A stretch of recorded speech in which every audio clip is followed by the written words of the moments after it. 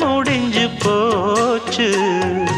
ஈசான மூலையில லேசான பள்ளி சத்தம் மாமன் பேர சொல்லி பேசுது. ஆறாத சோகந்தன்ன தீராம சேர்த்து வச்சு ஊரும் சேர்ந்து என்ன ஏசுது.